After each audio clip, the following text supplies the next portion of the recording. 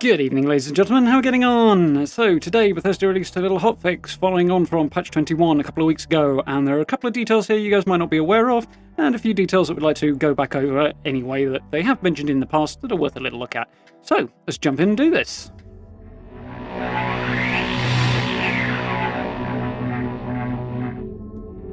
Okay then, so Fallout 76 hotfix notes for August 18th, 2020.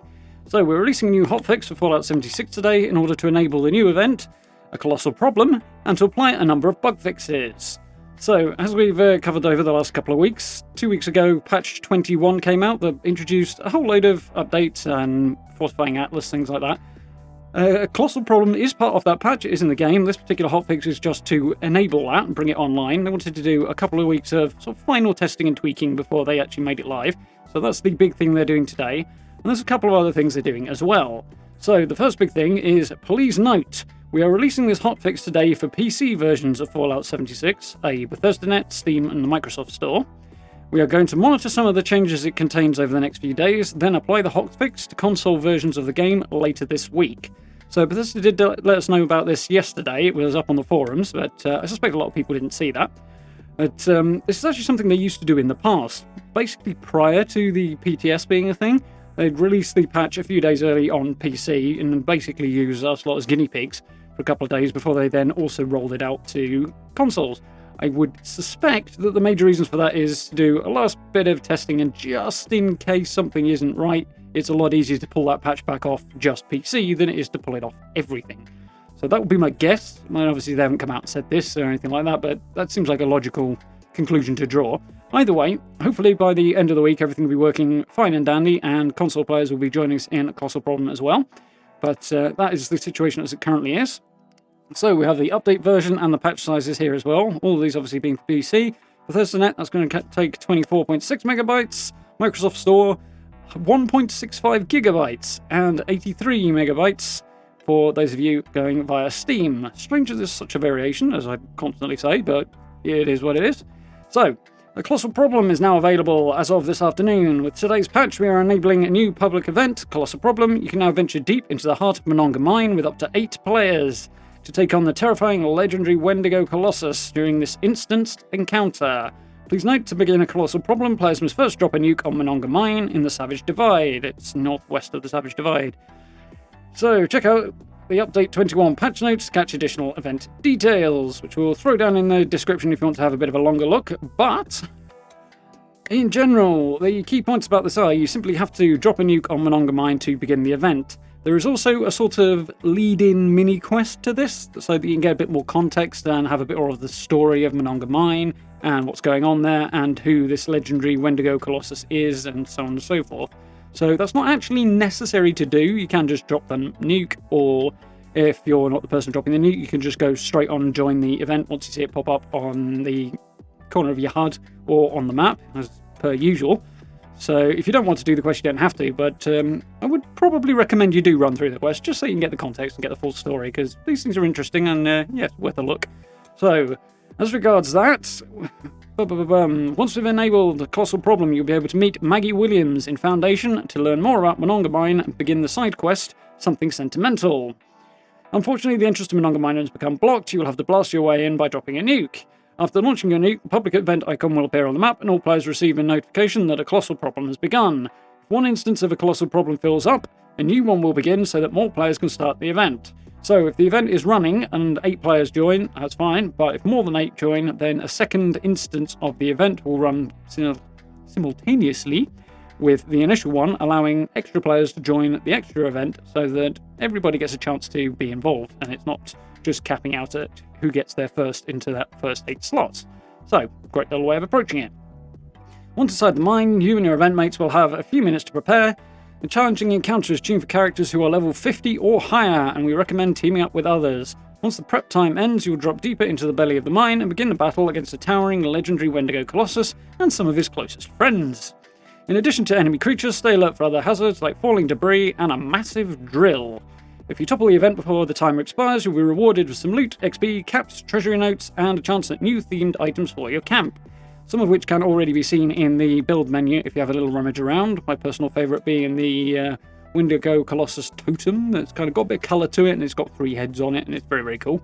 There's also a Wendigo Colossus rug, which is deeply, deeply disturbing, and to be honest, not a big fan of that one personally, but it's there if you do like that sort of thing. Similar vein to the Deathclaw rug. So those are the 2 things that I have noticed so far. There are probably more that I've missed or forgotten about, but worth having a rummage through if you want to see what's available. Obviously, you can get those if you complete the event successfully, and as well as all the other rewards too. So don't linger too long, because Monongah Mine will surely collapse after your lengthy battle and being nuked.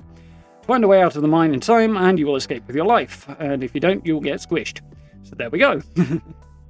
So, as I say, that one is coming later on today, and probably will be live by the time this video goes up, so I do hope you jump in and enjoy that. I'm thinking we'll probably check this out in tomorrow's live stream, so it should be fun. There are also several bug fixes coming with this, so there are a few issues that carried over from patch 21, some were introduced by patch 21, some that weren't fixed by that patch that were also meant to be.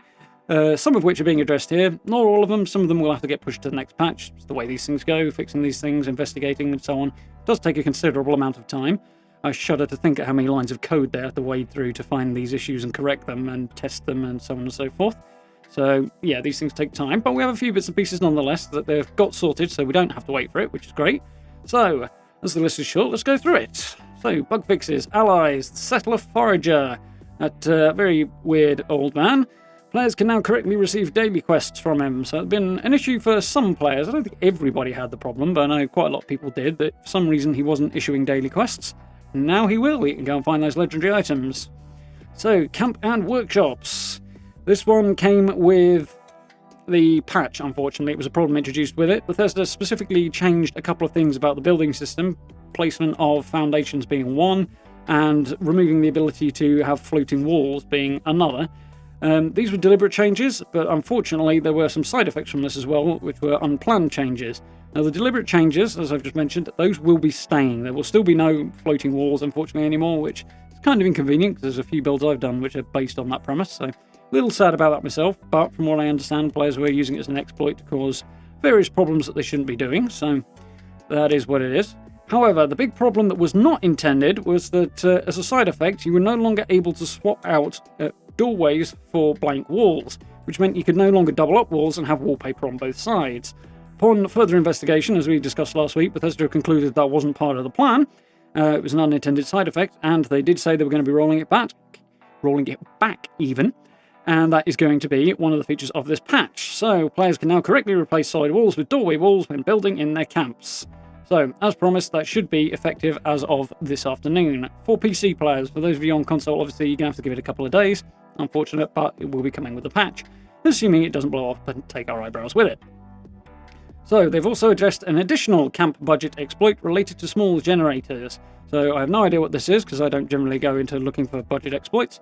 But obviously the reason they haven't shared any more details is because in the possible circumstances where their fix doesn't work, the last thing they want to do is tell everybody how to do it and then have more people taking advantage of an exploit. So that has been fixed, hopefully. Hopefully all will go well, but yeah, another additional little change for camp systems that you might want to be aware of. So, items. Secret Service armor. I know a lot of people were very upset that when the patch actually dropped, it didn't contain the pocketed and deep-pocketed mods for the Secret Service armor, or for the limbs rather. It now will do, or this hotfix will anyway, so it can now correctly be purchased from regs using gold bullion. So, as to exactly what happened here, well, Bethesda haven't come out and said. My personal guess would be that during the compiling of the patch, somehow some files got missed off, something like that, maybe a few folders, they got skipped, just didn't get added to the finished patch, and therefore did not end up in the game. It will explain how they're very easily able to just fix it with the next hotfix and so on, rather than actually there being a problem. If there had been something going wrong with it and a serious problem, which is unlikely given that this mod exists in its current form for many other types of armor, just changing the nature of it to apply to the Secret Service armor, so that's not very likely, but I think if it had been the case, they'd have said so. So my guess is something simply went wrong in the stage of compiling the final patch, which is why it wasn't there. And it also explains why, as I say, they were able to put it right and get it into the game now. So, very, very good news. You'll now be able to have pocketed and deep-pocketed mods for your Secret Service armor limbs as of this afternoon. And Brotherhood of Steel fatigues, the Under Armor. Unfortunately, for some weird reason, the Under Armour became an outfit as a result of patch 21 and suddenly was over the top of your armour instead of underneath it. That has now been fixed, and it will once again function as Under Armour rather than an outfit. My guess here, again, is that coming up in the next few weeks, there is a reward for Brotherhood of Steel fatigues in Fortifying Atlas, a community project. My guess would be that adding this set of items into the game ahead of that particular stage of the event has resulted in the game getting confused between two items with probably basically the same name, which, because the new outfit hasn't been activated, it's just caused the existing fatigues to become an outfit rather than Under Armour, basically because the game thinks they're the same item. That would be my guess. Obviously, that's not what was supposed to happen, so they've tweaked that, so it should no longer be an issue, which is, again, if I'm right there, that's probably not particularly complex to adjust. Probably. I'm not a game developer, I'm just speculating here. So that's my guess as to what's going on and what they've been able to fix. So either way, your Brotherhood of Steel fatigues are now Under Armour again, and in a couple of weeks, we will be able to get a similar set to wear as over armour outfits. That sort of thing. So fingers crossed we'll progress nicely with that particular event and get a very cool outfit. So performance and stability, this was the point behind this whole update in the beginning anyway. They've implemented several performance optimizations in support of the event A Colossal Problem. Quests and events. This has been on the front page of Bethesda support for a little while. It's clearly an issue quite a few people have had. From Russia with Lev. Lev is a Raider character, and he figures quite significantly in the Raider questline for Wastelanders if you are attempting to raid Vault 76 with the Raiders rather than the Settlers.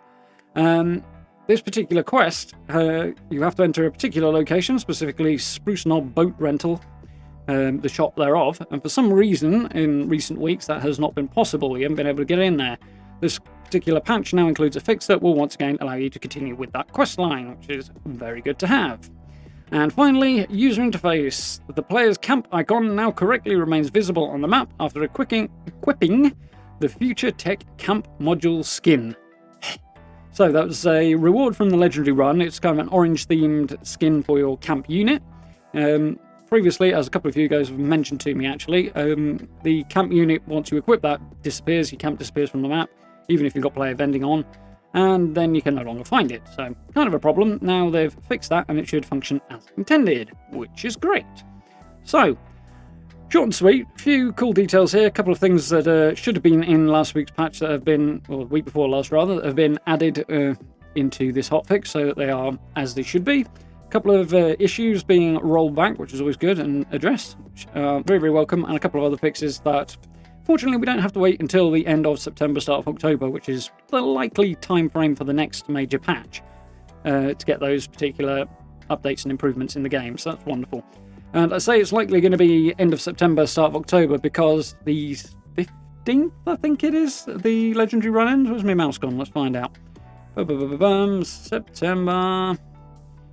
yes, Tuesday, September 15th is likely to be the date that the Legendary Run ends. That's a 10-week window from the initial launch date.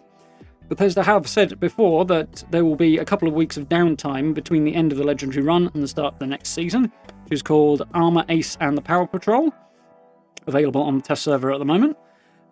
So in all likelihood, that basically means start of October probably for the next patch, so that'll be patch 22. And it'll also bring, obviously, one Wasteland and the balance changes with that, and several other features as well. Hopefully legendary perks too, which is definitely something to look forward to, but we have a few weeks. It's a big patch with a lot of features, so it's a good thing that they're taking their time on this. Obviously, the community surrounding Cyberpunk probably have the right attitude on this. If it ain't ready, delay it and spend more time to get it right, and we'll wait, rather than pushing out something half-baked. I think we all prefer that. I mean, obviously we'd all prefer it to come out right first time, but better to wait and have it right than have it come out not right. So that's the potential scenario, but all things being equal, it should be out by end of September, start of October, so something to look forward to there. Yeah, all in all, pretty pleased with this patch. If everything works the way it should do, then there's a few nice things that we've been waiting on coming in, and I'm very much looking forward to diving into a Colossal Problem, hopefully tomorrow night, so I do hope you'll join us for that.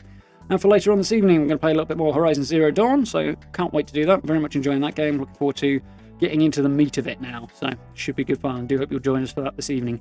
For now, I've rambled for quite long enough for a very short video, so thank you very much for watching. Do hope you found this useful and informative. If you did, please do hit those subs and likes for me. It's very, very much appreciated. Social media links, merch store, and channel memberships are available via the description if you would like to find out a bit more about those and support the channel in that way, which is humongously appreciated. Thank you very much for everybody who's done that so far. For now, I will say thank you very much for watching, and I look forward to speaking to you all very, very soon.